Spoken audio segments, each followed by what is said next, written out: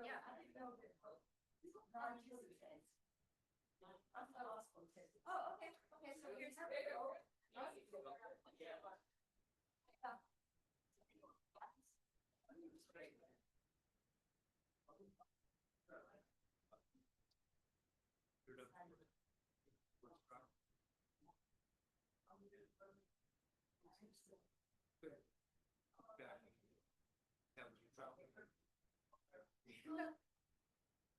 You have trouble through. Yeah, there's.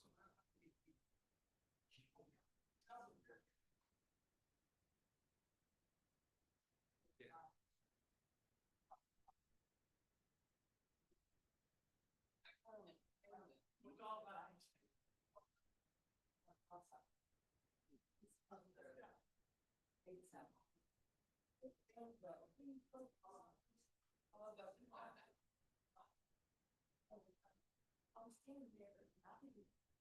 To take care of it. And on the parts of it.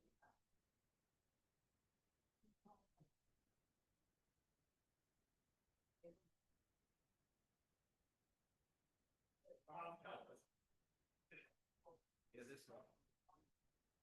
Where does it sell? That's the same. Yeah. Stuff. In fact, one of the things that we there.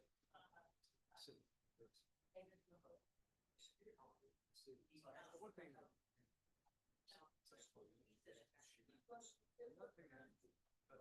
He is, so Gary has a different public. Sorry.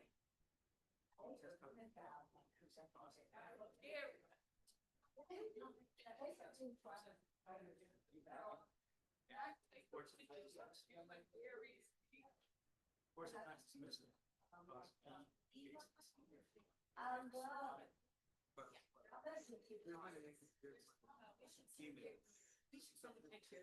They know you.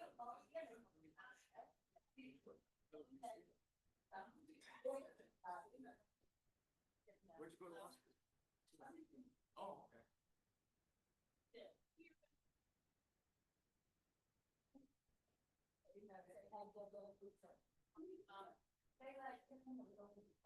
Yeah. Oh,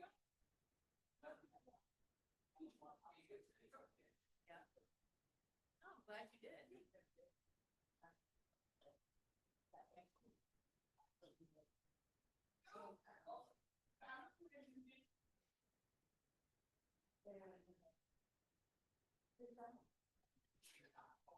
No, I get it. They do good shit.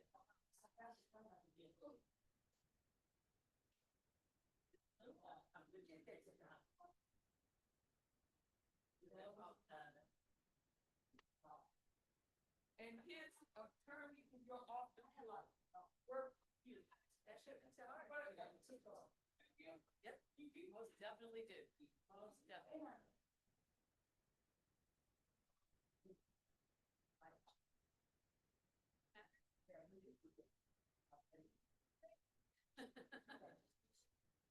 I get you. Well, it's like everybody does. I didn't.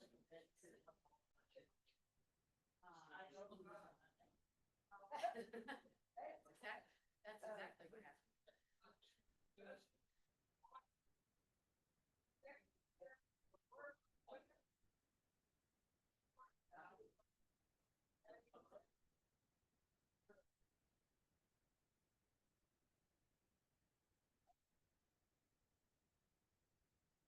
Yep, I like that.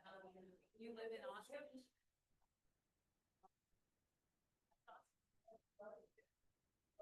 Yeah, I was with Eli last week.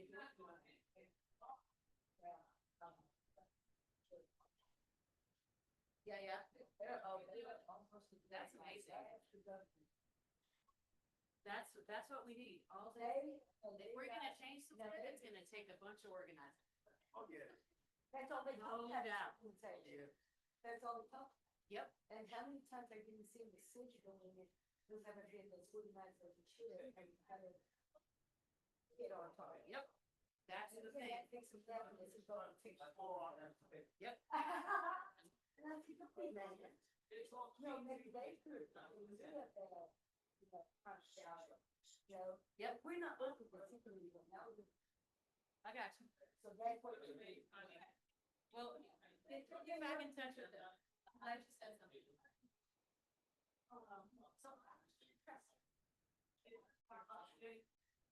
Yep. So our goal, Sorry, I don't know if you, I know you like the tall with them, so I didn't want to take you down. you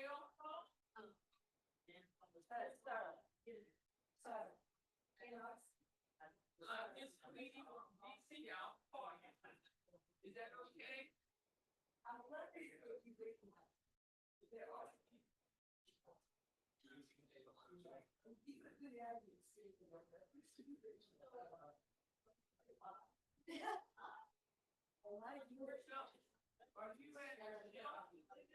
Saturday, Friday, okay.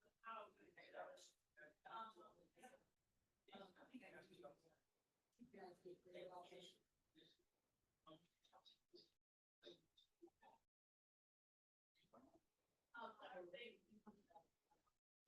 And you're not like, show me from the glass. And you turn to the glass.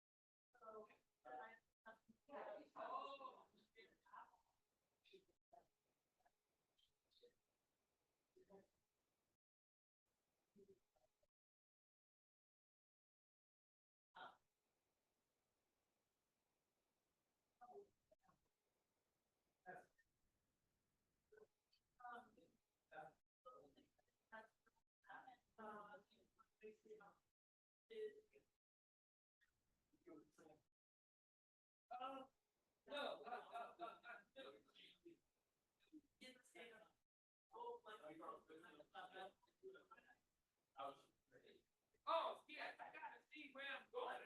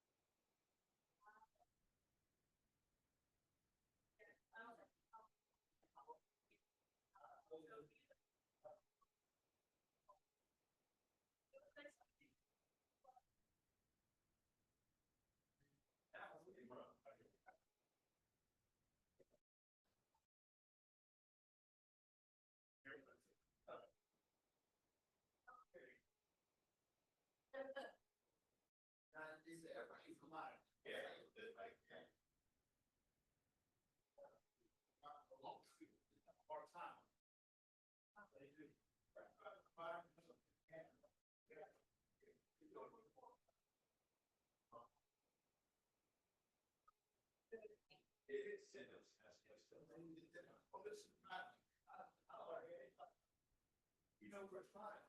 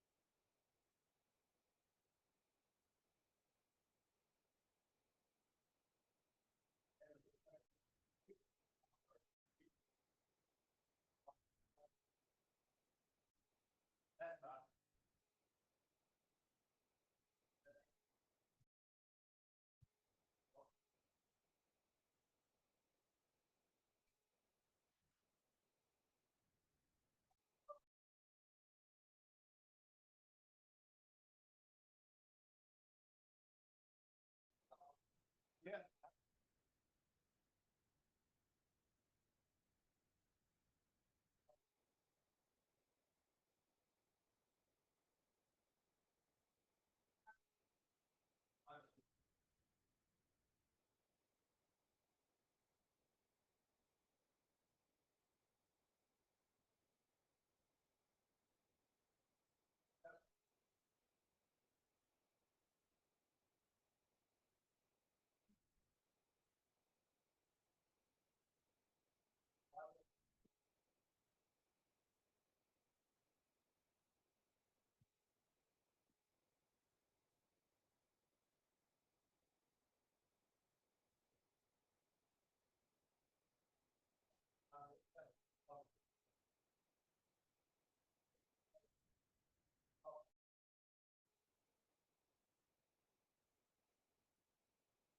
Got a plug over on your side.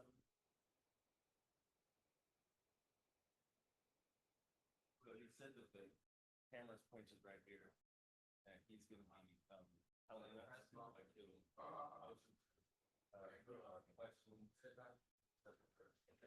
questions. Okay. Yeah. I don't know why.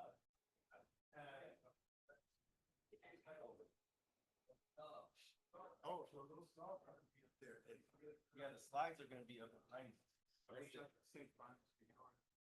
This issue. All right, let's see. He's gonna be doing this. Who's flipping the slide? No, he is. You gonna tell me, oh, so you're gonna say next slide, please? Okay, that'll be me.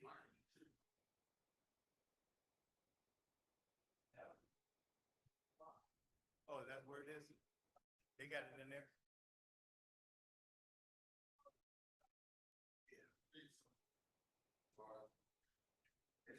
Okay, yeah. I'm pretty sure you can do it from this.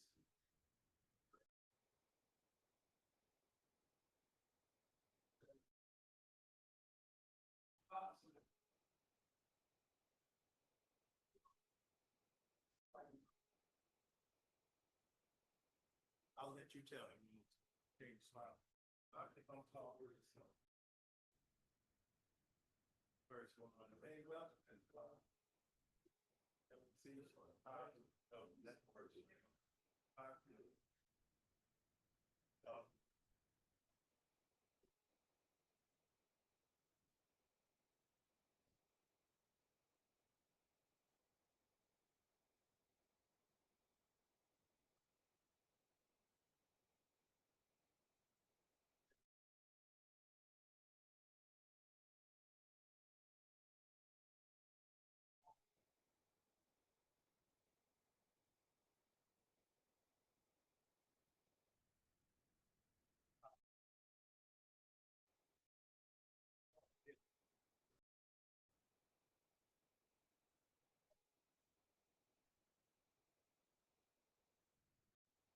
Hey.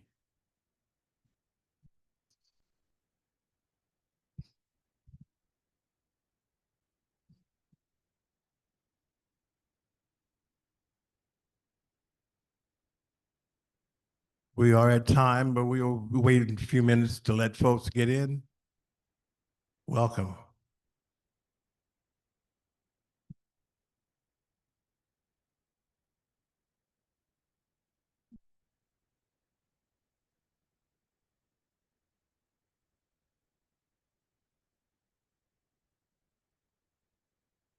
Gonna have to be.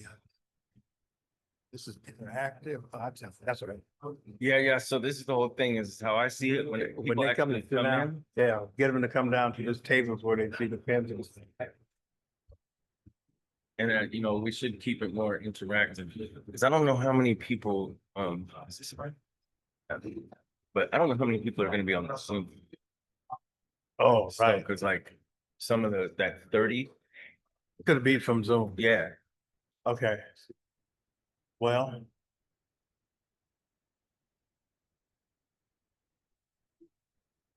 If I could ask those who are going to be here for this presentation to be at one of the tables that have the ink pens and the papers on them. This is an interactive workshop, and if you're going to be here, those are the tables we'd like you to be at. So if you're there, thank you. Yeah. Okay.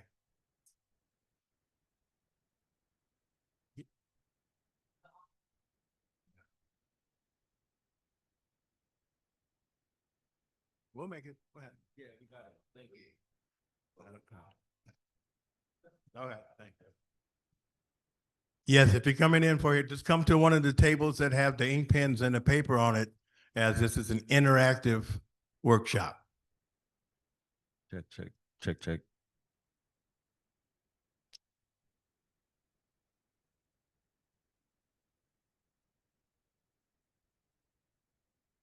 We're hoping not to have to play musical chairs because for the exercise, we're going to need at least 3 people at these tables. So if you can pair up to at least 3, we can get the desired effects in which we want. 2 is okay, but I'm saying 3 or 4 would be better.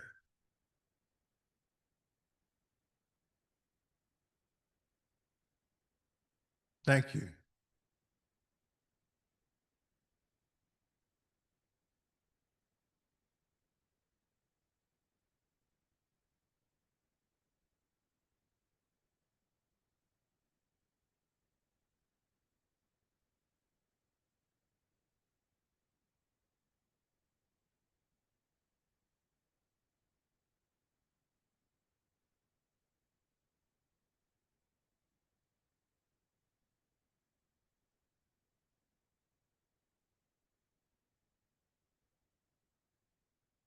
Okay. If you're coming for this workshop, these tables down front will have the papers and pens for you if you're coming.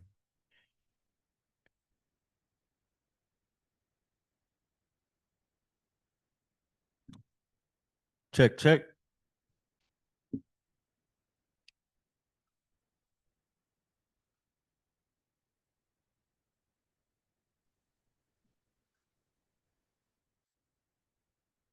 No, I'll just.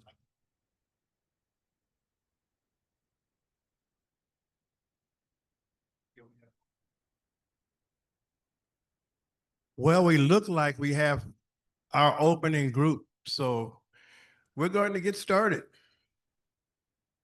I want to welcome everyone here. My name is Roosevelt McCorder, but I'll introduce myself later. This is the Washington State Lived Experience Coalition's Survive to Thrive Community Action-Led Research for Liberation. And we are going to, is there oh. Would you change slides? I can't see those. Yes. Okay, would like to ground us with who we are. We are the Lived Experience Coalition, and we have, I'm sorry, give me a second, please.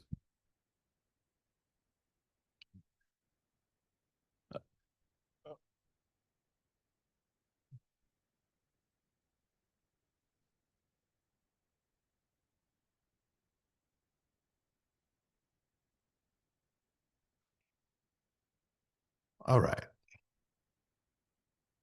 Okay. I appreciate your patience with us real quick. We're just trying to get all this with the technical stuff. All right. Our Lived Experience Coalition has a mission statement that we use, and I'm hoping that as you all coalition, whatever group that you represent, have a mission statement. Ours happens to be, the Lived Experience Coalition is a diverse, multi-generational coalition who are coming together to lift each other up, heal individually and collectively, advocate for ourselves and others while advancing racial and social justice. Now, we lean into the racial and social justice pretty much where my organization is, because we were here to help understand the overrepresentation of Black, Brown, Indigenous, Pacific Islander, and Native Hawaiian men in the systems which are represented at an overrepresented rate. And so we're intentional on approaching our advocacy from that standpoint.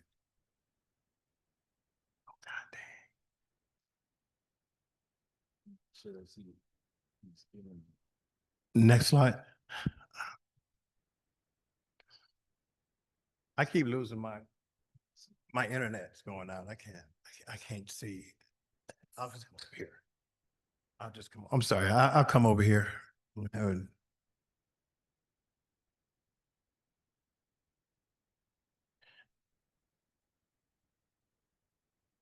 That's the wrong slide he had up there. Yes. We're on the who we are slide. Well, I'm Roosevelt McCorder. I'm the president and co-chair of the Washington State Lived Experience Coalition. The director of Survive to Thrive is Brother Token. Thank you. Yeah, I am the director of Survive to Thrive, Brother Token. My name is Trayvon Dunbar, but I go by Brother Token, as that's the Panther name that I use, as I'm a Black Panther, as well as the principal investigator of Survive to Thrive, the Community Action Hub. And then we also have Dr. Lamont Green, who is a co-founder of the LEC, the Lived Experience Coalition, which Survive to Thrive is a part of. It is an initiative within the LEC. Go ahead. All right, on our journey today, why are these slides up here now? Cool. You want to click them up? I can't click them from where I'm at, sorry. Then I can just do that, and then you can come up. You would just be like, just do back and forth like that. Yeah, I need to go. Over here, these slides are a little different. Yes. Oh, those are one in the drive, so they're different than the ones we have. Oh, okay. Yeah. Or if you want to send me the article. All right, thank you. I appreciate you guys' patience with us. We're just trying to get these slides Those are the ones that he had, previous ones. because these are not our, I'll just go through that journey. yeah, I got you. All right. We'll do it the right way. Our journey today, we're going to learn, we're going to experience community-led research methodology firsthand. We're going to understand what it's going to mean to be able to get together and provide some research. By going about that, we will be practicing trauma-informed community agreements, which means we will get together to understand what it's going to mean to get together and create some community agreements which are trauma-informed. And because the best way in order to get the information is to understand what trauma-informed is. And I'll be able to explain that as I get to a further slide. We'll also develop an asset-based community analysis. We'll develop skills based upon asset mapping. And we'll learn storytelling framework for policy and advocacy. As stories, you tell the right kind of story, you'll be able to change some narratives based upon how you send it and how you're trying to advocate. But we'll create an atmosphere so you'll be able to learn how to tell a good story. And we will build connections between other lived experience organizations like we're doing right now, and we'll be able to move forward. This is a participatory workshop, and we learn by doing it together. Yeah, and thank you, Roosevelt. I just want to say real quick that this is a participatory, workshop. So it is with your guys' engagement and involvement. So we're going to ask a lot of you to be involved and stuff like that. So for some of these, we're going to come into the group and ask you guys to read them out for us, if you could do that, so then we can be engaged. People are actually expecting on, what they're going through. They can, digest it, how they see it and stuff like that. So as we go through, we're going to be coming out there to you guys. All right, thank you. As you see the agenda is up here, we're a few minutes behind, but we want to get welcome and introductions, create this brave space agreements, which we're going to do collectively here in a few minutes. Set the framework for what we do as Survive to Thrive, and go into our activities. We're going to do some community asset mapping. We'll come back, have a break, and reflect on what we just did. And then we'll go back into another activity of storytelling and for policy change, and we'll set you up for that. Then we get back together, when we integrate back together, and we'll apply, see what we can do to apply the information which we've gathered through that process. And then we'll close and reflect. Creating a brave space. What we do in the LEC, we call it LEC, Lived Experience Coalition. In order for us to engage, we have to create spaces in which we feel comfortable, where we all can understand and we can bring our best selves to that conversation to help drive whatever decisions that we're trying to get to. And why community agreements matter, because community agreements create the container for authentic sharing. It challenges and transforms, and they reflect our values and protect community safety while inviting growth. You know, those conversations that sometimes don't feel comfortable, they actually are helping you to grow as we grow as a community. Okay. Now, our starting principles were just be brave, not just safe. We lean into discomfort for growth. When I say that, you might hear something that may rub you the wrong way, but as we get into the conversations and we develop as a community, you start to grow and understand that it's not as, you know, some conversations are just, they make you rub you the wrong way, but you'll grow with that and it won't affect you the same manner as we grow into this.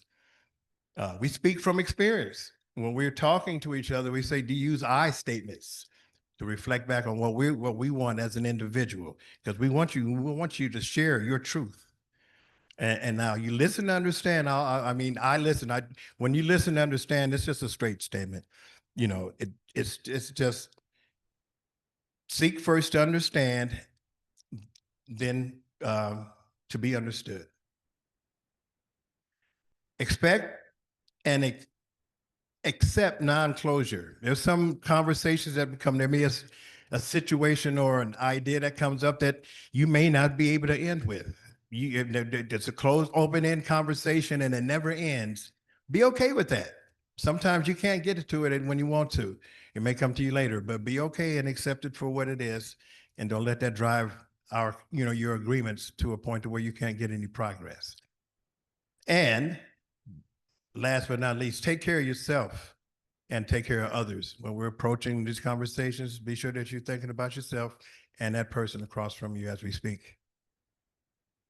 Yeah, and I just want to say is that, especially when it comes to the safe spaces, because we're all experiencing, when we go through systems of violence and all that. So it's like we don't have safe spaces within these places. And so we have to learn how to navigate it with a brave space. What we live within reality. We have to learn how to address each other with what is actually going on, creating a container for that. So then we have the ability to move together collectively, because without that, then we're denying ourselves that, the ability to reach inside what is actually happening.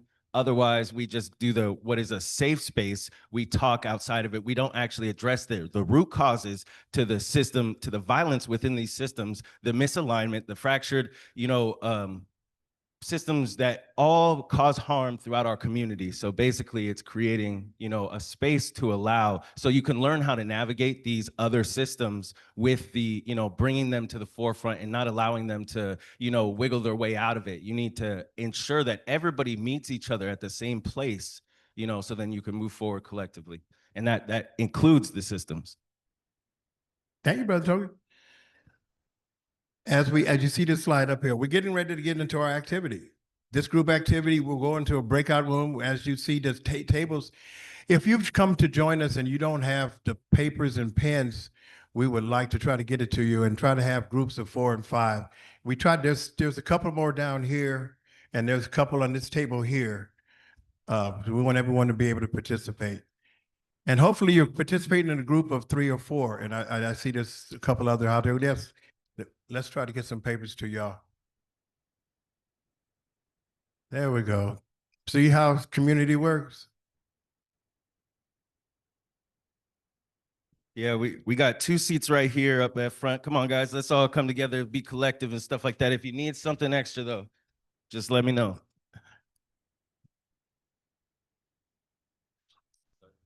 And here's some more up here. If-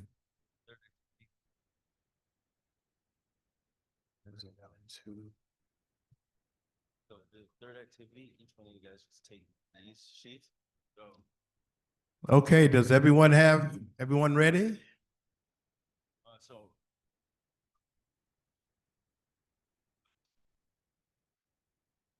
this one will be for, Everyone good? so you guys could use those as the All right. activities. Had enough.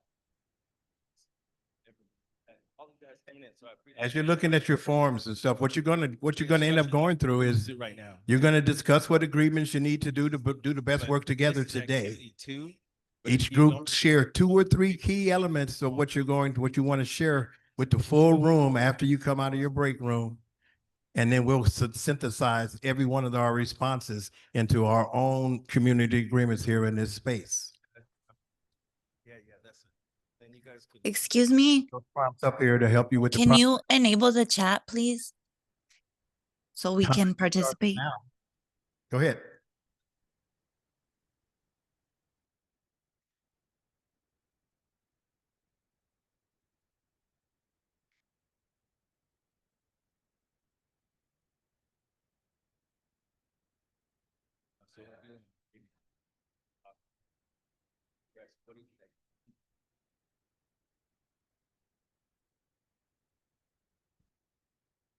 I need some help. Hold on, everybody. It's not advanced, so. Excuse me, can you please enable the chat for the Zoom participants?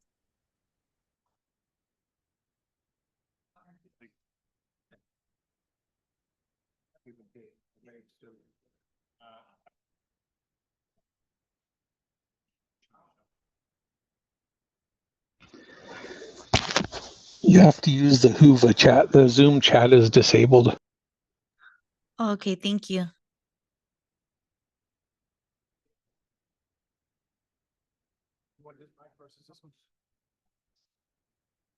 And yes, if there's anybody online who has any questions or anything, please feel free to speak up so that we can get that figured out for you.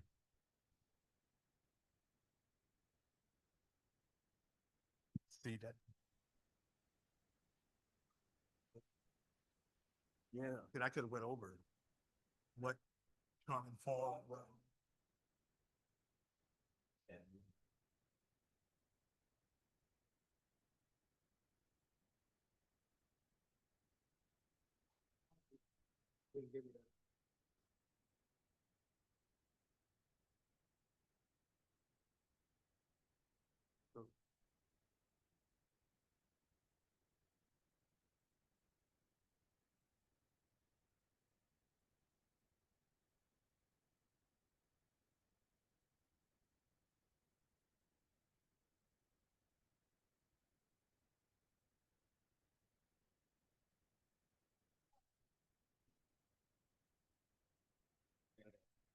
Just getting candy, gotta be candid.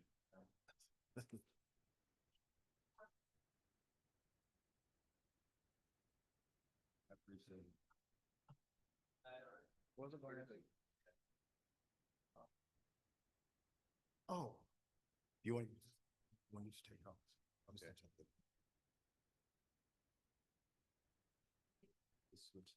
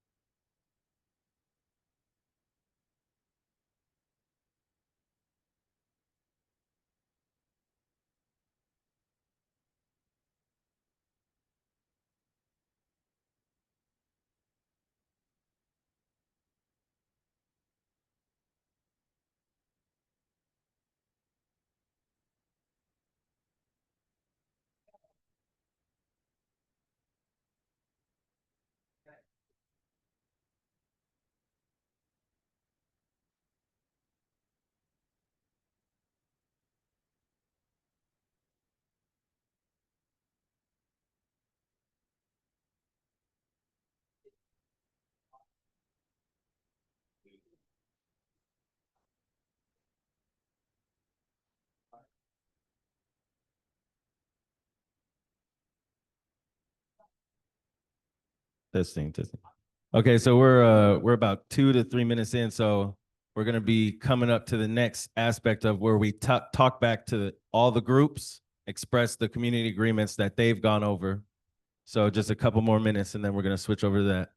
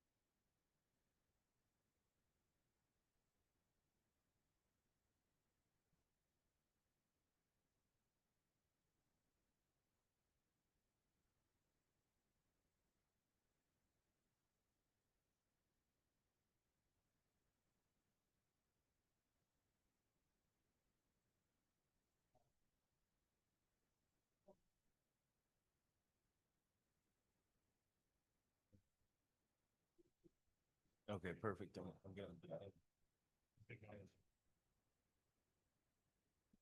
now, that's they can speak, right? So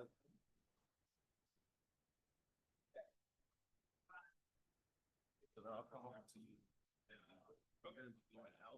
Oh, yeah.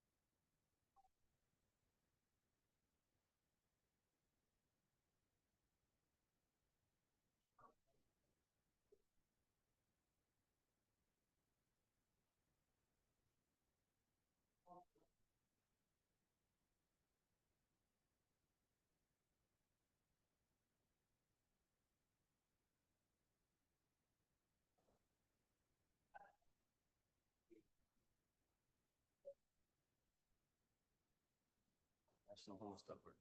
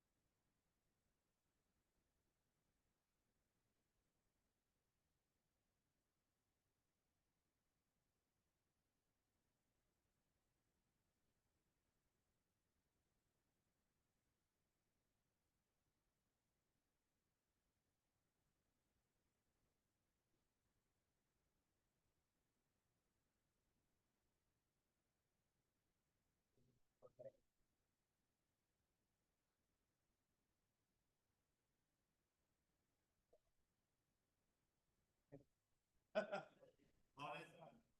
right, so we should, okay, so I'm gonna go around like.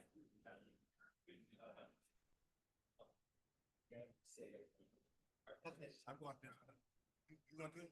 Yeah, no, you tell them, when you finish this, tell them to talk. Should use this, you just talk about it. Okay, tell them that they're finished now.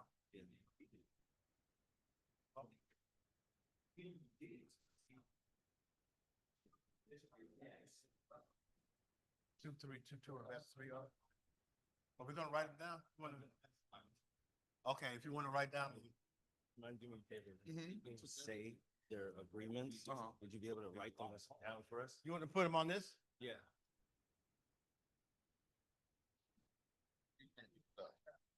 You could just do it right here, because I'm gonna be going out to the tables. And then just. Okay, Right. we're getting close. Is there anyone that's not done and you're ready to try to complete the last agreement? Raise your hand if you are still working. All right. Brother Token's gonna come. Okay, we'll give you a couple of minutes. He's right there. He's gonna start with you guys, matter of fact. When they get done, then you'll start there and we can go ahead. Because he's gonna get your answers and we're gonna be able to present them to everyone. We're gonna write down your answers and we're gonna combine them at the end and we're gonna create our Brave Space Community Agreements.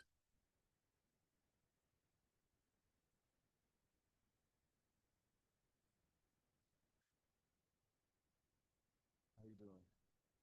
Having fun?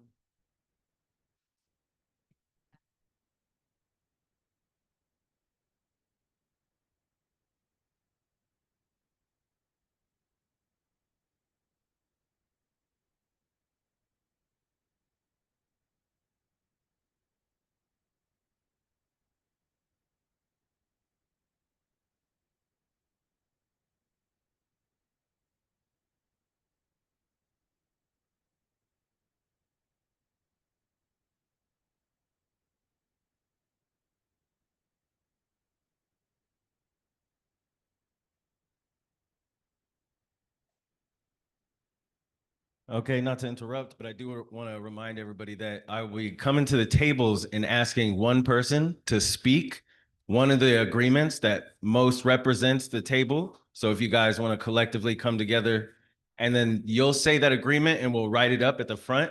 So it'll be written up on a big poster. So we all have to read throughout the whole thing.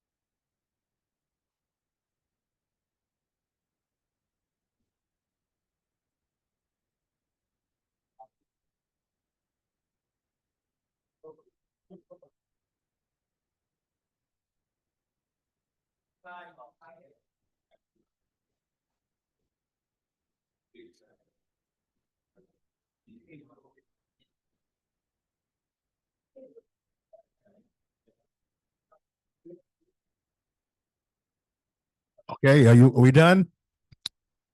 Okay, he's gonna come around and get answers from each one. There'll be one representative from each table that will take the microphone and share with the rest of us here.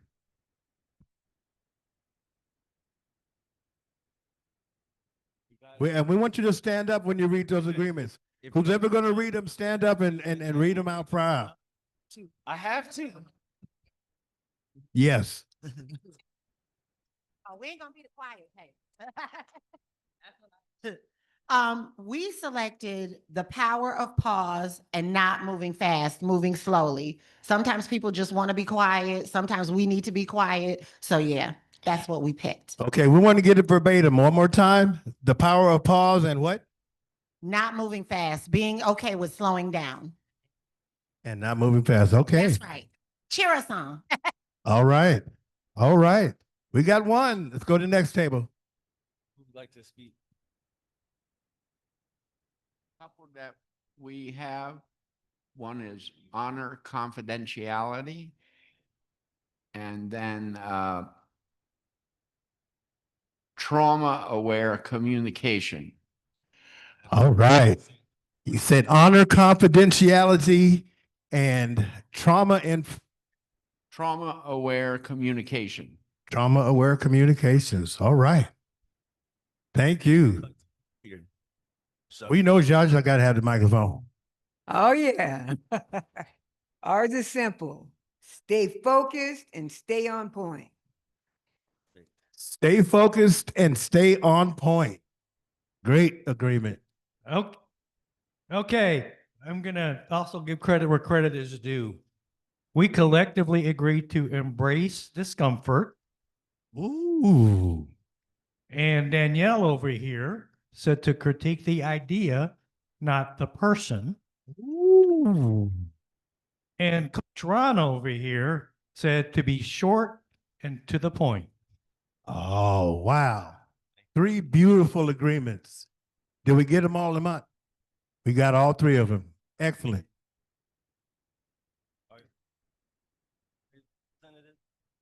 Hey, you got, yeah, hold on. He's coming to you. Okay, so Put the microphone to your mouth. we were focused on non-judgmental listening and seeking to understand. Could you say that again with the microphone closer to your mouth? Non-judgmental listening and seeking to understand. All right. Thank you. Good work, table.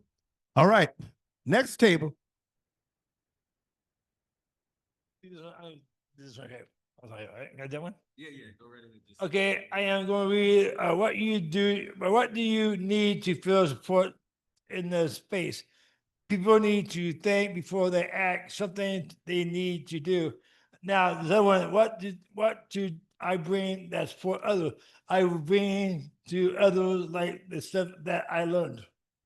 All right. Thank you. Okay, just one real quick. Yeah, and then before you attack somebody, ask a clarifying question first. All right. Make sure you understand each other. Thank you. Excellent. Excellent. Ours were being honest and transparent and listening without bias. Ooh. Say that again so Lamont can track that. We have Oh, excuse me. Let it that one more time for her, please. Being honest and transparent and listening without bias. Thank you. Thank you. attack the problem, not the person. Uh-huh. Respectfully listen to others without judgment. All right. Wow, they sound foundational, y'all. I gotta go. Do you know that every single, oh, do we have any more? Yeah, we're gonna do All right. online real quick. And so online in the chat, from, Online. Gabriella, we have no judgment, be curious and listen to understand. From Thomas, we have make space, take space.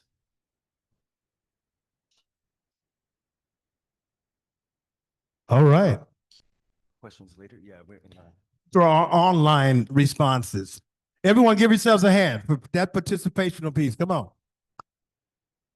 Do you know how it's not difficult, but it is hard. You do have to think. You have to get outside yourself and get with the community at large so you can come up with the best agreements that we all can agree upon. Now we have something of record for that work. Just think about it. The small group did a couple. Think about when you get larger groups, we've come up with stuff like this. Yes, this is what it's about. Thank you.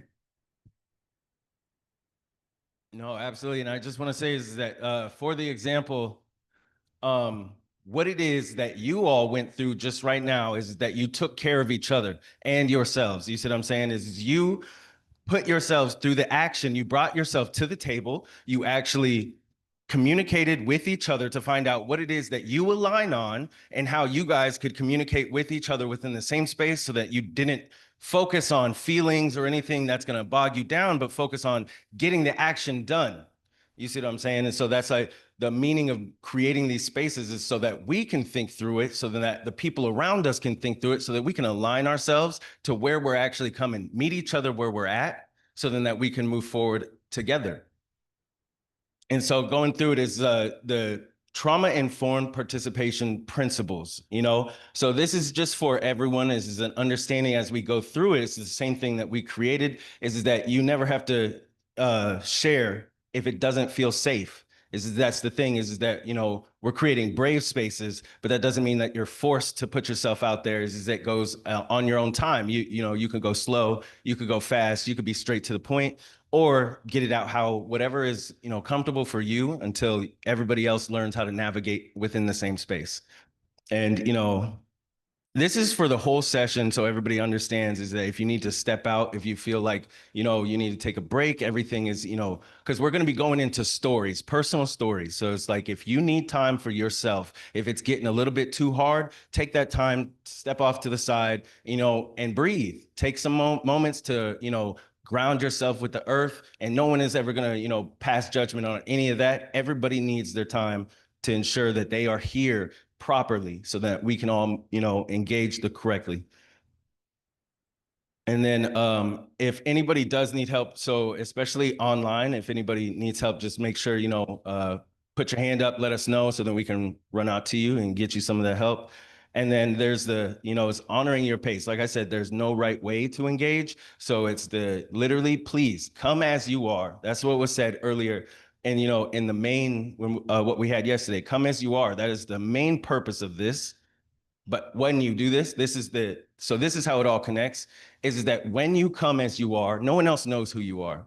You see what I mean? And so that's why you have to learn how to communicate with the people around you in ways navigating your own emotions, you know, necessarily, so then that you don't project all of these things onto the people around you and then they don't do the same to you. That's the whole purpose, is that you have to put yourself in a place where you're strong enough to withstand those emotions that are going to come through, but that you're aware that they can affect how you interact with others and stuff like that. And so that's where you learn and create that space for each other.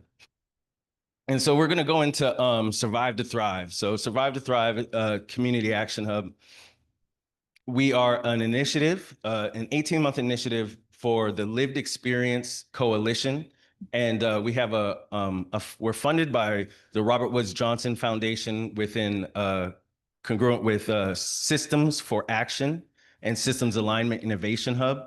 And so within that, the main focus of this is that we are conducting research within addressing the main problems, interconnected issues of gun violence, housing insecurity, systemic racism that are affecting Black, Brown, and Indigenous, Native Hawaiian, Pacific Islander, you know, men and males within Washington State. So particularly within Pierce and King County. But within that, the whole purpose of this of Survive to Thrive, and I'm just gonna be real quick within it, is that we need to utilize frameworks that are out there to understand, just the same way as we went through this practice, is that the people who are conducting research right now, you know, are not necessarily of the lived experience of the people that they're conducting research on, you know. So it's like this is the whole purpose, is we have to create spaces where the community feels that they can do so. And in doing that, we have to have areas where they can be trained on how to navigate these systems, how to navigate themselves, how to heal from the trauma, how to collectively, you know, co-create and redesign the world that we live in, the reality that we are a part of. So that's right. As of right now, we have 10 community researchers between the ages of 17 and 42. And so we also have an advisory board. Yeah, we actually have one of our researchers right here at the front, Liam. Yes. Yeah, I'm not sure if you guys remember, but you know, Liam is the 18-year-old who has a girlfriend who was definitely not macking on anyone. There was a whole chair. Yeah, a chair between And a chair between them. So, but it's in essence is that we're trying to make it a regular thing within our communities that we give this space to people who are going through trauma, who have, necessarily who are dealing with it and don't have areas or, we have resources that are available, but we don't necessarily know how to navigate those resources because they're fractured. So we have to teach the community how to navigate those resources and how to align those systems that are there so that we can actually utilize the resources that they have and are not, this is as lived experience people, we understand. They got a bunch of stuff that they don't let us do nothing with because they have their own agendas, and the whole purpose is to give back the power that was stripped from us over past for generations, And so within that, that's why it's our core belief. Those closest to the problem are closest to the solution. We are not research subjects. We are a community researchers, experts, and leaders.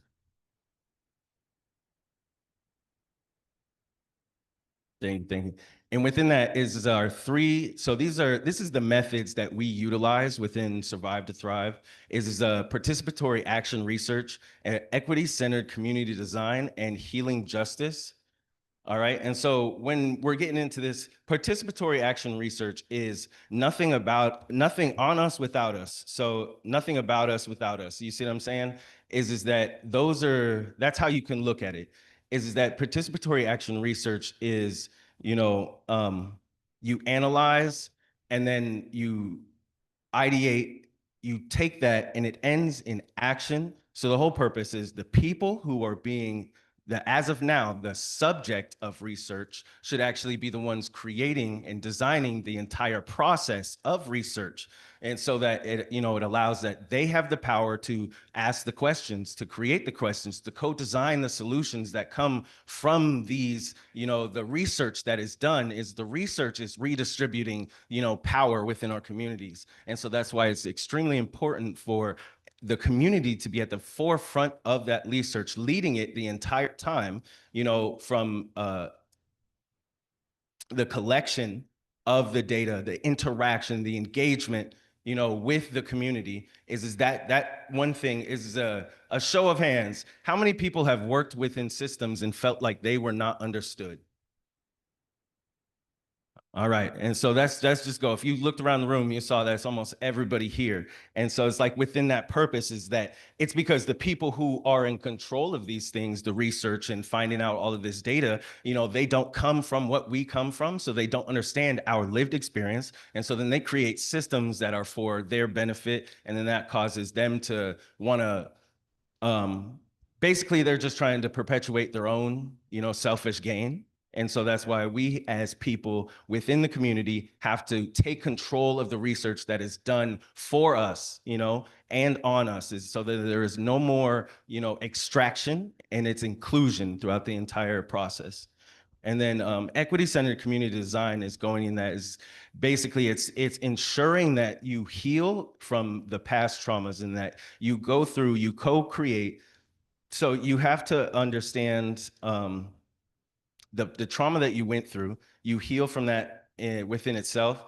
You have to work with your community and ensuring that so it's basically this, I'm trying to break it down the best way that I can, but without using all of the words, but it's giving power back to the community by healing from the traumas that they went through and showing them how they have power already, and then collectively working together to utilize that power that we already have to design and enact solutions for the very people who are already going through these issues.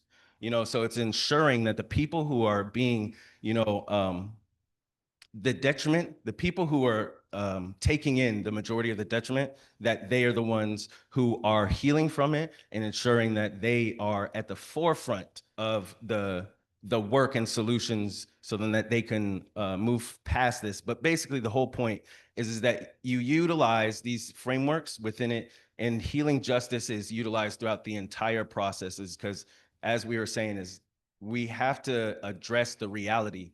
And that's where you have to realize we all have trauma you know, and a lot of people don't like that word. They don't like trauma. They don't like to talk about this stuff. But in reality, is if you look at trauma, is that we were conditioned by certain things within our lives. It's that simple, is that you become habitual. You know, the certain ways we interact with each other become habitual. And so within that healing process, throughout every engagement that we have with each other, we have to remember. Testing. We have to remember that that is what, you know, I'll say it like this. Sometimes our conditioned response is the first one. And so we have to analyze our thoughts before we can express them and put them onto somebody else. That's where the you don't want to project onto other people comes into play, is that that's throughout the whole process. If you do that within research, then that allows you to understand where it is you're coming from without having the past conditioning of what is the harmful systems that are already in place. And so that way we can redistribute power and ensuring the co-creation of new solutions. And so as of, like I was saying before, is that we have 10 community researchers, you know, that have all lived experience of gun violence or housing insecurity and definitely systemic racism. And all of them are paid $33 an hour to remove barriers from, you know, participation. That's one of the main things. So we have, thank you. So we have a grant that is about $300,000 for this. And so about 80% of that grant goes to the community. Is that we have it for the community researchers and also all of the focus groups and everything, all of the advisory board members who are not a part of the systems. Everybody gets $33 an hour. So, and to ensure that, you know, any participation, there is zero barriers from that. And also with technical aspects and things like that. But so the whole purpose is that we are truly paying for the real labor of the community. And so they are gaining their actual worth of value within what is this, you know, arbitrary system of money. But the whole purpose is that within that, it showcases to the outside. This is the main purpose. We want to make this a regular thing so that other systems understand that this is the framework that they have to move from, is that you shouldn't have extraction, is that each and every one of the community researchers is given the chance to basically, so that we utilize not us. The best way to say this is that I don't like talking about money, but what I want to say is that we have to make it a regular thing so that the barriers are removed from engagement within these systems, you know. And so that's one of the main reasons why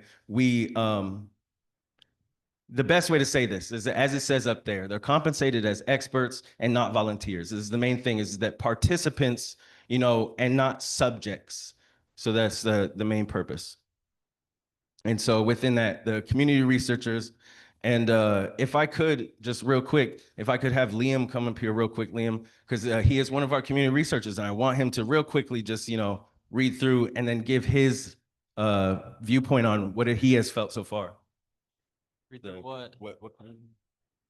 So as a community researcher, we design research questions based on the community needs, based on our lived experience. We conduct surveys, interviews, and focus groups in our communities. So each of us are designated a different area in Washington, and those are the communities that we're going to go out and research and help. We analyze data and identify patterns and solutions. We create policy briefs and advocacy strategies.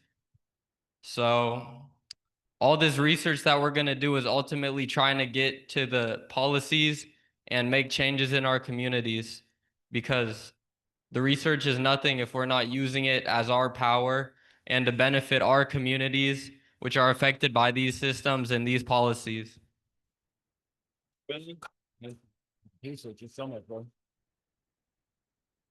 And so within that is exactly as he said, the whole main purpose is that, you know, we're going to be working with ourselves to ensure that the change happens. And I personally have watched so much growth from, you know, Liam and the other community researchers, is just a few months within this, you know, of being a participant within their own reality of what the systems are, learning how the systems are and things like that, learning how to navigate them. I have watched an amazing growth within their understanding of what is happening to us.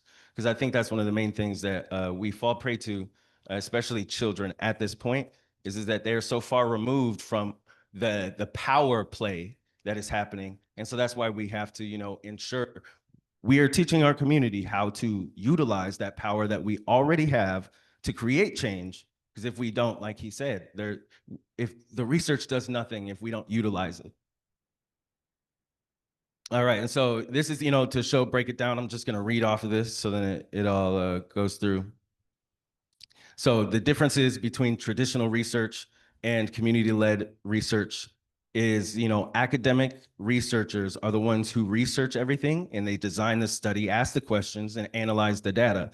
And then community members are the ones who answer the questions, provide the data, and then at the end of it, the people who hold the power in all of this are the academic researchers or the academic institutions that those researchers are trying to, you know, make happy.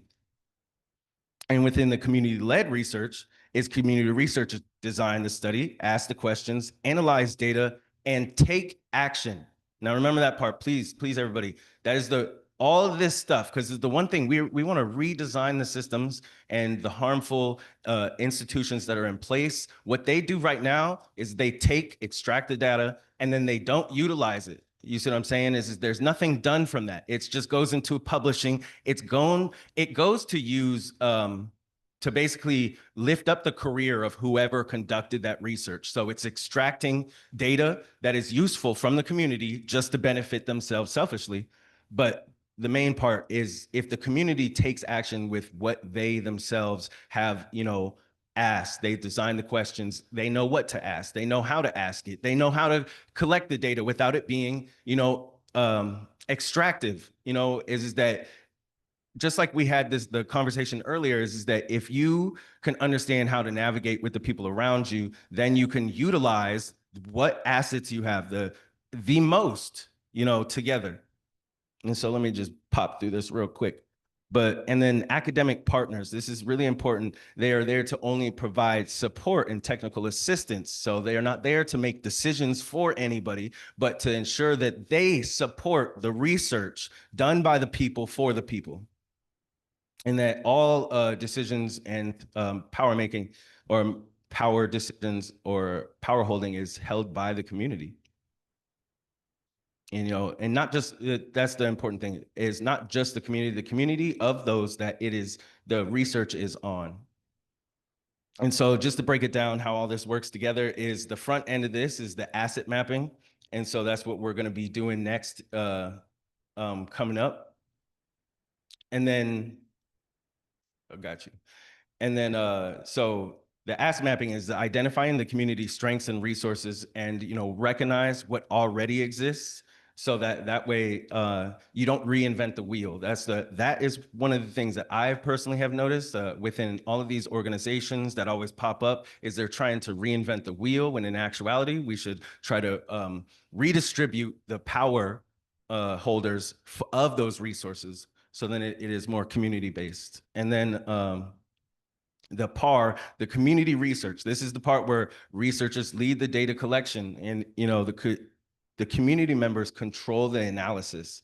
And then the ECCD backend is the storytelling for policy. This is how you transform the data into compelling narratives that drive systems change through advocacy. So it's like you want to be able to explain your story in a way that's, you know, concise, succinct, and is going to actually bring action. So you have to have, you know, when you have a call to action, you want to have it as an actual like demand, is that this is the solution that we have, and this is what you're going to do, because this is what the community has said that it needs. You know, so that's how it all works together.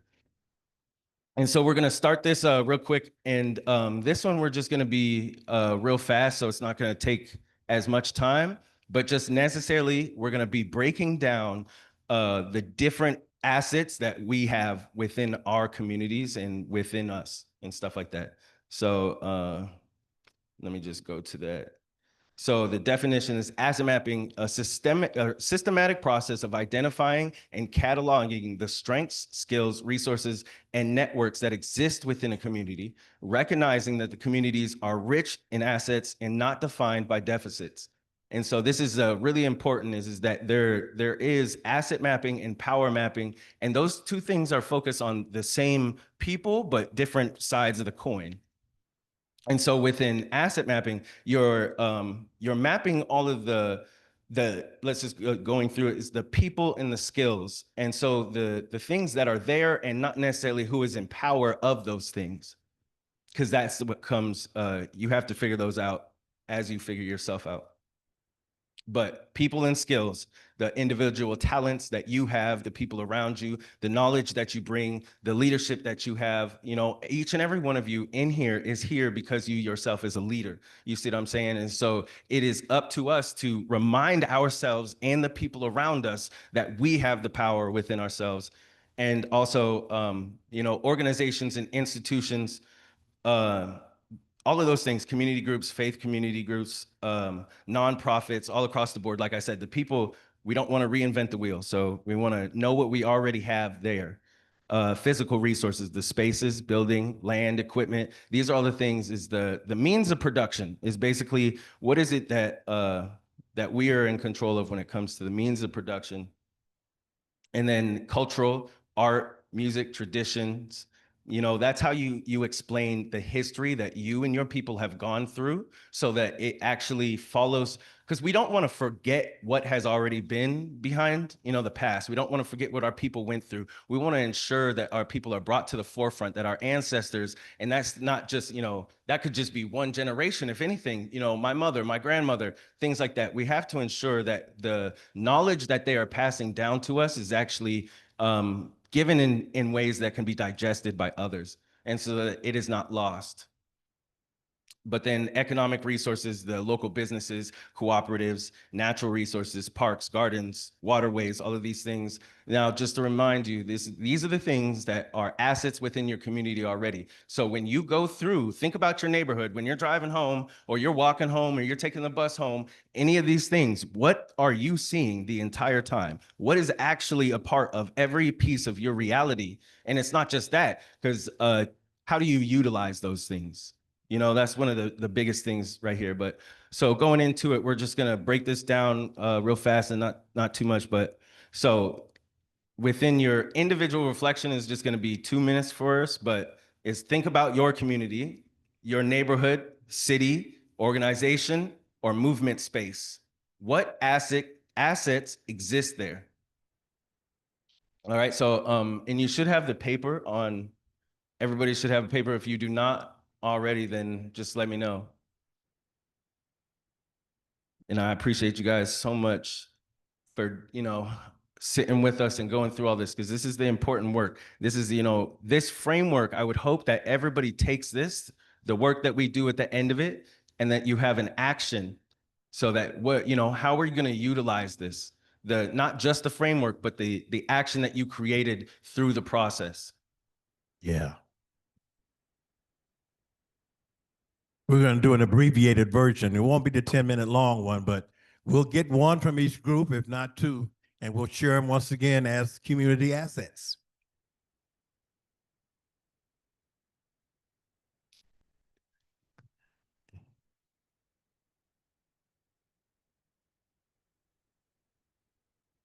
What was it? Yes, yeah, that's what I was just saying is that we're going to be 2 minutes of just you guys writing down your own Individual, yeah.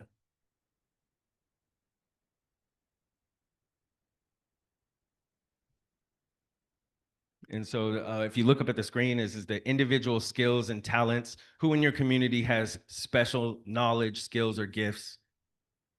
What organizations, what places can you go?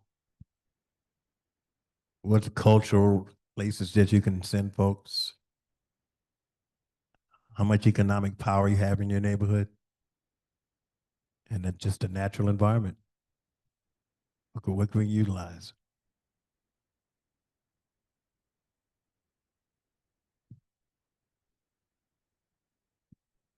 And I just want to say one of the main things for this is that it's a training tool to remind yourself to not look at things within a deficit-based mindset. And so it's like, I'm not sure if anybody's ever heard of the growth or fixed mindset within the psychology, those frameworks, is that, you know, a growth mindset says that I can and will find a solution to this. And a fixed mindset says there is nothing that will ever change this. And so this is why we have to train our brains, because we've been conditioned to think in a deficit-based mindset. And so we have to train our brains to think in assets. What do I have available? What are the resources my community has that we can utilize to bring change today?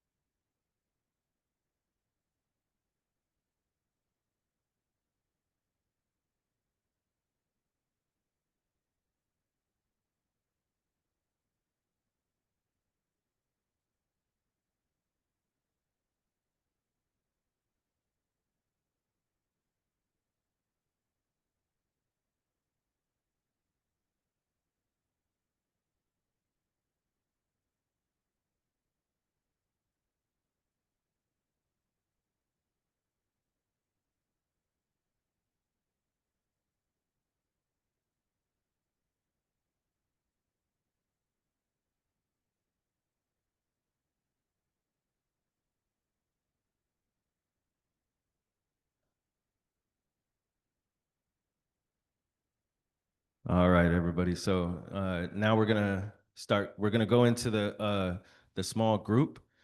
So just what you have so far, the assets that you have, just talk about it within each other, and then have those written down. So that write them down, because we're gonna do the same thing. I'm gonna come out to the tables, but at this time we're just gonna ask one thing from each person, and then have those written on a big piece of paper, so that we can, because the whole purpose is that this is the actual action that we're taking. You know, we're going through the process of participatory action research, you know, equity-centered community design. So then that this way, I would hope that everyone here today has a better relationship with these two frameworks and the overall Survive to Thrive framework in general. So then that way you can help spread the, you know, the joy of what you can gain from utilizing them, so that we can bring power back to our communities and understand that if you have the data, then you control the power. That's right. I don't know if he mentioned the fact that the research that this team is doing in Survive to Thrive is the examining the intersection of gun violence to Black, Brown, Indigenous, Pacific Islander, Native Hawaiian men and homelessness. Where do those intersections happen, and how, you know, where's that data missing from that piece? Because we know chronically that any Black, Brown, Indigenous, Pacific Islander, Native Hawaiian person gets arrested, they end up homeless. And we want to find out what are those stories behind that and where we're going. So that's just our method. That's what we're doing. And this kind of work will be replicated too. When you finish with the research project, this will be something that'll be written out and it's made to be duplicated, to go and send in your community and do the same thing. So, yeah.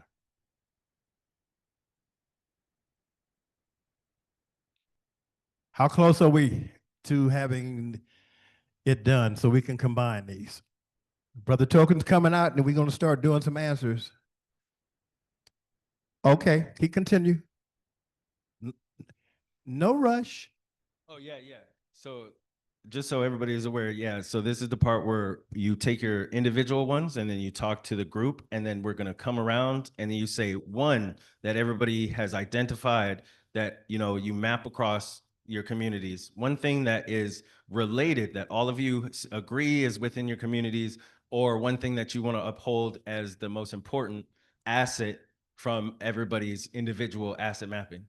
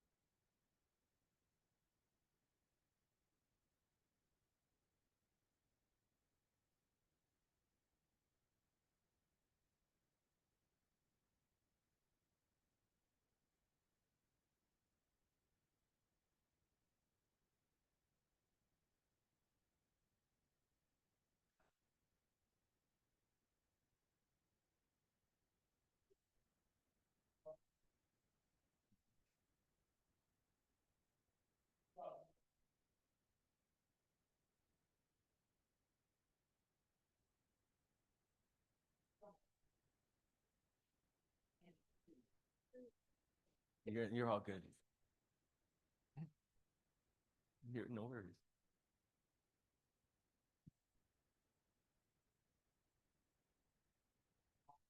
All right, just one more minute, and then we're gonna go around.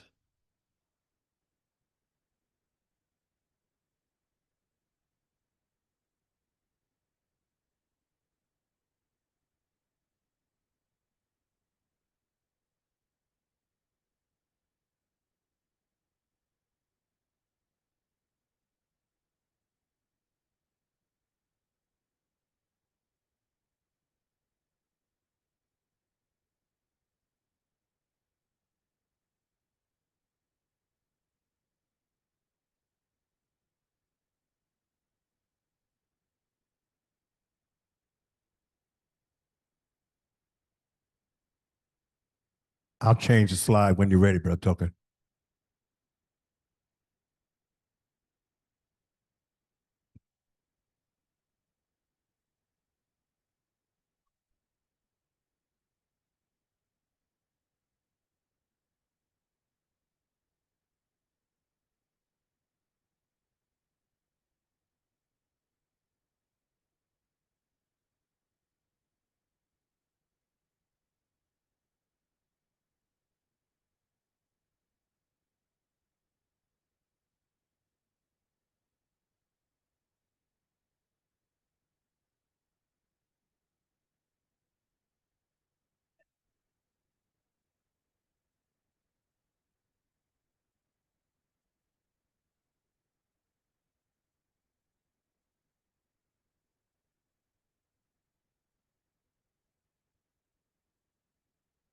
All right, so we're gonna get started. I'm gonna start going around the tables.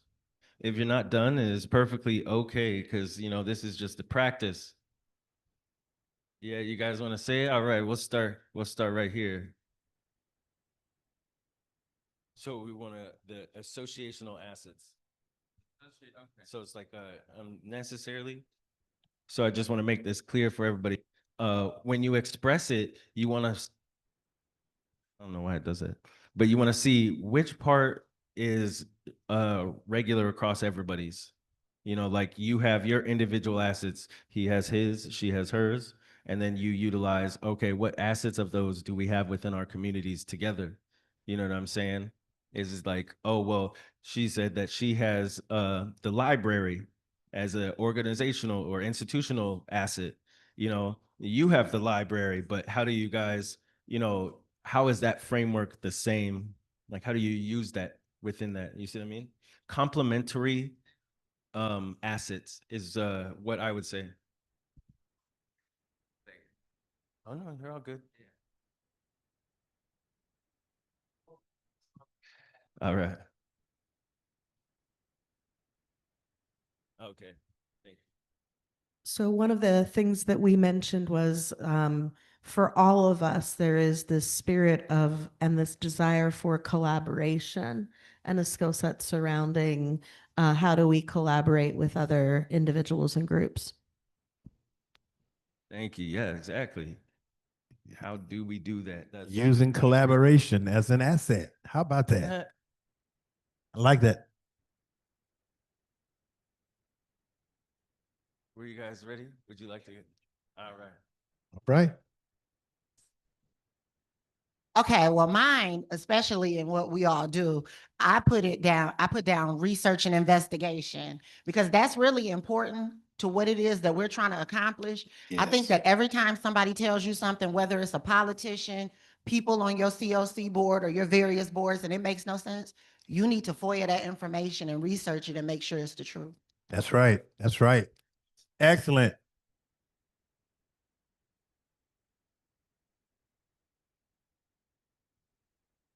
I think our group may have landed on the people being the asset. Ooh. Whether yeah. it's the person with lived experience or just anyone heavily involved in this work, lighting the fire and shutting down the opposition is an asset. That's right. Very good.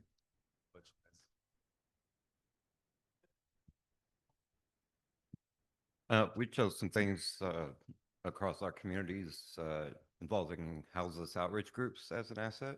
The city, one city has a homeless strategy office, public education opportunities and awareness opportunities, opportunities for community feedback, and things like Rotary clubs and things like that that people haven't thought about reaching out to say, hey, we can collaborate outside of whatever your intended purpose is and work together on this. All right. Absolutely. That part. Work outside of our intended purpose. Because we got to all mix it up. Were you guys ready again? Yeah. No, you do it. Yeah, you did. No, we both did it. You got it. You sure? It's okay. Oh, y'all mic shy? It's all good. Yeah, we all found that we've got good mutual aid groups in our areas, faith groups that are active, Mutual aid, that yeah. are like mutual aid that brings people together, and yeah, that's All right.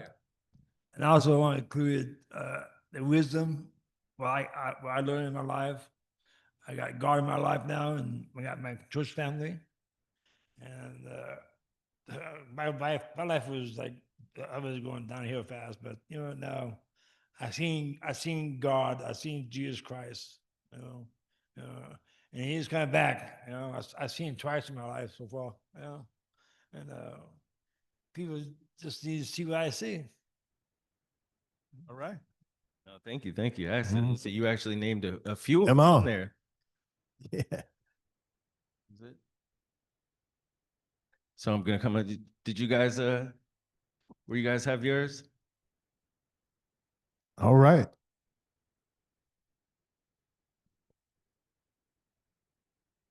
I just put survive to thrive. Did you say survive to thrive? Survive to thrive, y'all. It's right on my back. Survive to thrive.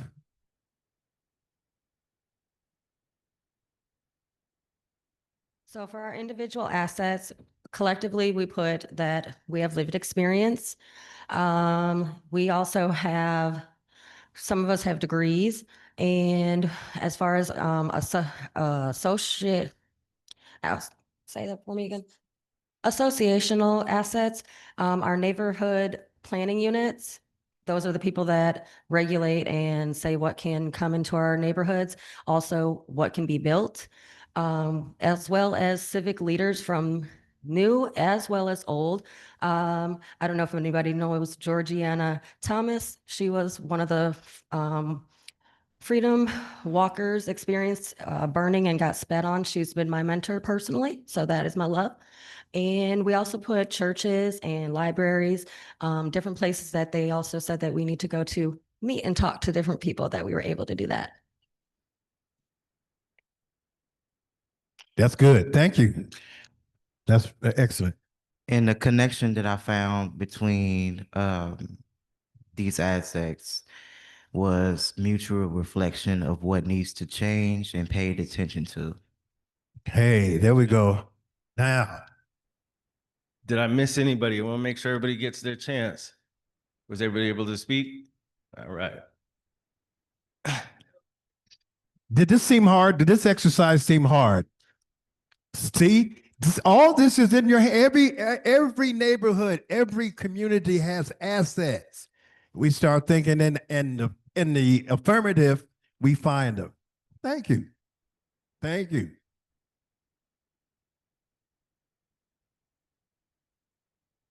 And so just to break that down is like for this is that what especially, and I appreciate, for that last part is like what are the connections in all of this, and it is exactly what it is. The connection is the drive to change, the drive, the need for it. You see what I'm saying? So that is one of the things that we have to recognize. One, those things are already out there. So how do we use them? How? You see what I'm saying? That is the main aspect of understanding. I need to regularly use these things every day as I go throughout this work focused on community service. You see what I'm saying? Is that if not, then we allow ourselves to fall prey to the same systems that we're fighting. But just to get quick on this so then we can, because we don't have much time, and I appreciate everybody for, you know, sticking in with us and going through all these activities.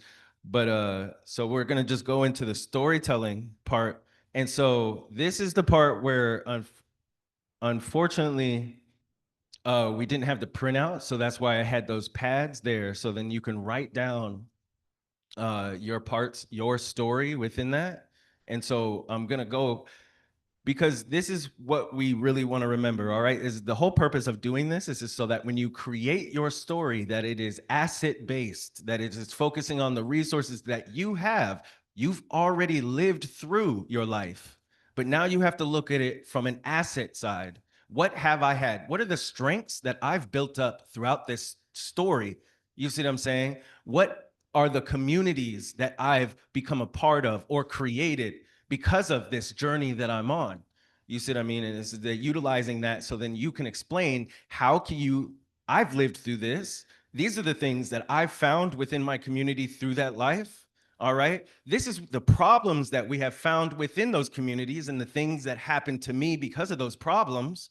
And this is how the community sees we should change it as a whole. And this is the demand for you to do so now. So that's necessarily how I see it, is that those are the steps that we would want to take when going through this. Is as it says, our stories are not just testimonies, they are evidence, they are data, and they're the truth that systems must reckon with. And that's literally that there is that we we have this whole convention, and everybody here has lived experience, but these systems purposely keep us outside of this by saying that our lived experience is not expertise. You see what I'm saying? And this is how you utilize your story to showcase how that is expertise and how you have created more than what they've done just by living. You know what I'm saying? By pushing through the journey that you yourself have went through. But just to start that off, so basically your personal narrative humanizes the data, and then it challenges the dominant narrative and creates accountability for the people who are the purpose of the harm, or you know, the reason. And then so when structured strategically, stories become tools for liberation.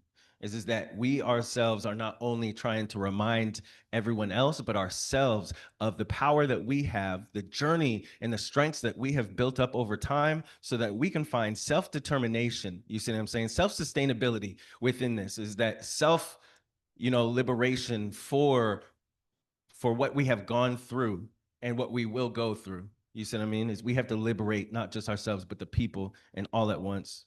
And by doing so, we have to be, we have to know how to showcase our story.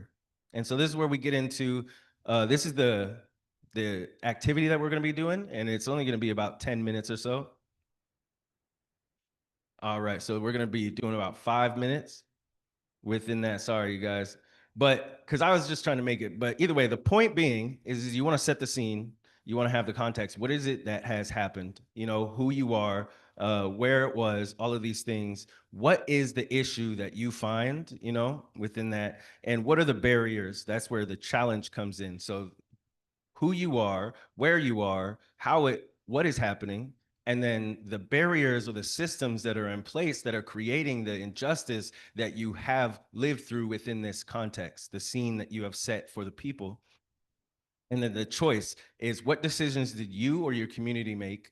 And this is showing, you know, agency. So it's like what we did to survive these situations, you know, what we did to ensure, because it's like a lot of the time dealing drugs or, you know, robbing or any of these things are seen as, you know, deficits within our communities. But in actuality, these come from the need for, this is what did you do to, you know, take back control, basically. And is that if put the correct way, then that's entrepreneurship, you know, at the highest. And we've heard this before, is that these people have found a way for them to work within the system, and that can be utilized the exact same way. Is there are rich people out there who do it for each other. You see what I'm saying? So we just have to figure out how to do it within ourselves and not for them, because they only do it for themselves, but for the whole.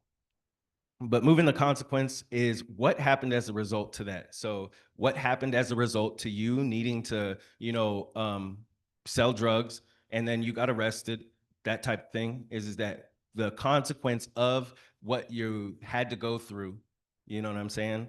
And how that impacts your life as an overall. So if you had to sell drugs and, you were arrested because of that, then now you're a felon for doing this and those things.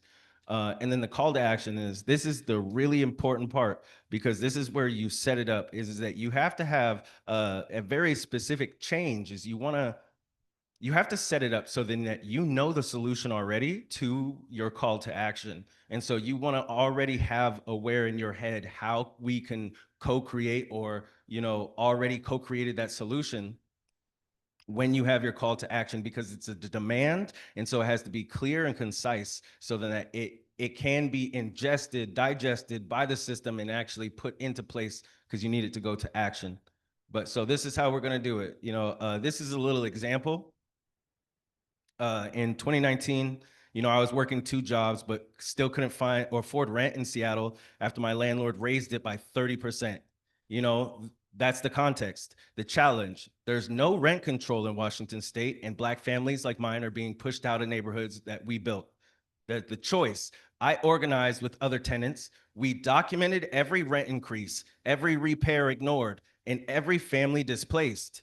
The consequence, we lost our building, but our organizing led to a tenants' right campaign that protected 500 other families. And we need statewide rent stabilization now, not studies, legislation. You see what I mean? This is how it goes.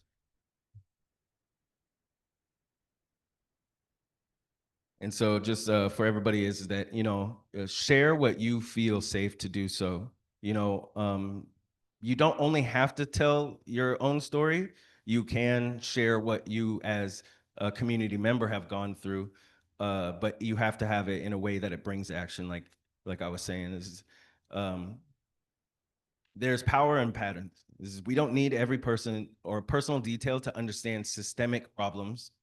Witnessing collective patterns can be as powerful as individual trauma, and your safety and emotional well-being come first. So this is a brave space where all forms of participation are honored. And remember that. That's it. So everybody, if you could, this is the last activity that we're going to do. I would like everybody to really put into their stories, because you came here. What got you here in itself is your lived experience is what matters the most. It is expertise, and it has to be showcased in a way that brings change, action, brings power back to the community, to those most impacted by the system's misalignment.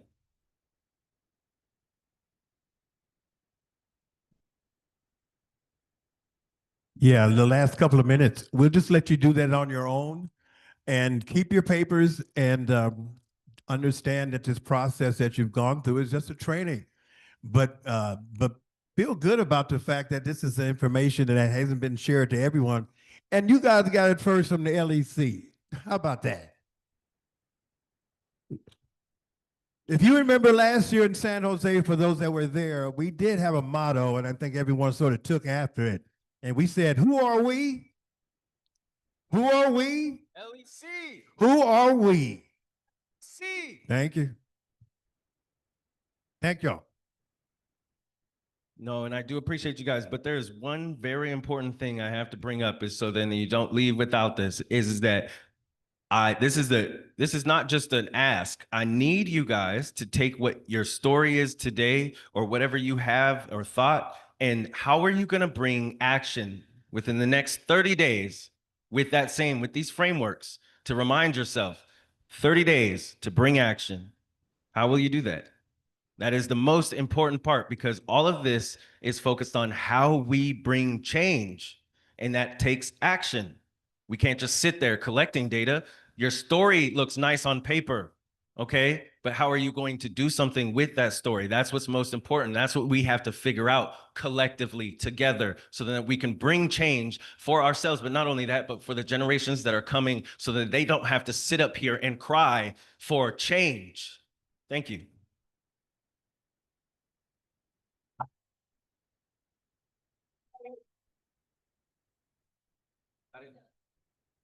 What was it?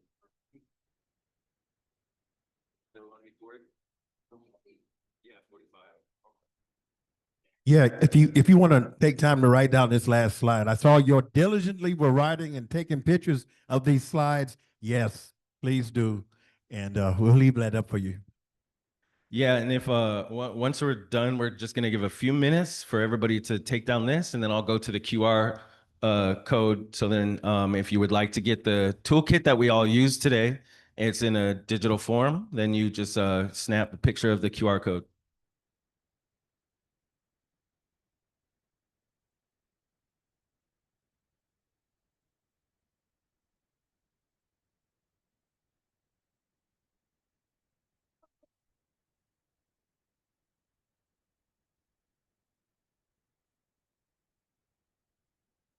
Oh no, this is weird. Pressed it. Oh, it's just your word. No, it's still word. It just covers up. All right, there's your QR code. Once again, we want to thank everyone for coming to this presentation, and we're gratified to National Homelessness Coalition to allow us to come do this. So thank y'all one more time. Yes, please. Remind yourself, you are the power. You know, you are the power.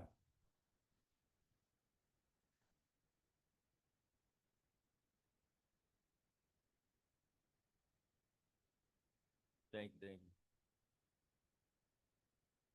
And I'm just going to leave this up here, but I'm just going to go through what our key takeaways are of this session necessarily is that those closest to the power or the problem are closest to the solution, but usually furthest from the power. And so center lived experience as expertise, you know, and it's not as anecdotal experience. So communities have assets, not just deficits. Recognize and mobilize existing strengths and resources. Recognize and mobilize. Please and thank you. And stories are tools for liberation. Personal narratives, when structured well, drive policy change. Is that we have to bring back that tradition. Is everybody, I promise you, we all have traditions. Our families have traditions, storytelling. And the reason for that is that's how we most relate to things, is that we have to have a story and for it to touch our hearts. So if these people who are in positions of power don't have this concise, very well structured story that will touch their heart, then they're less likely to act on that. And then so community control is non-negotiable. Research and organizing must be led by those most impacted. Let me say that again, must be led by those most impacted, because otherwise it is extractive. All right. What's happening, brother? Okay, yeah, we could do that. My apologies, brother. We don't have enough time to do the story because the other people have to come in right after. But I'll definitely sit there and listen to you. You could tell me, brother.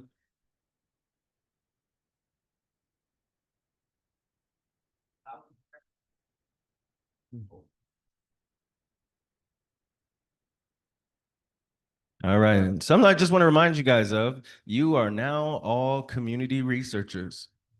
Thank you. I appreciate you for being a part of this movement. Thank you, Dylan. Yep, community researcher. No, that's serious. Put in all of your guys' profiles now, just like she said, community researcher, because that is what I do. You're bringing the data back to the people, so it brings power back to the people.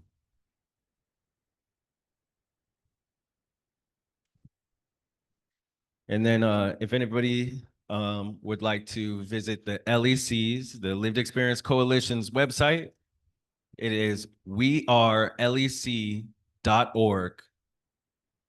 All right.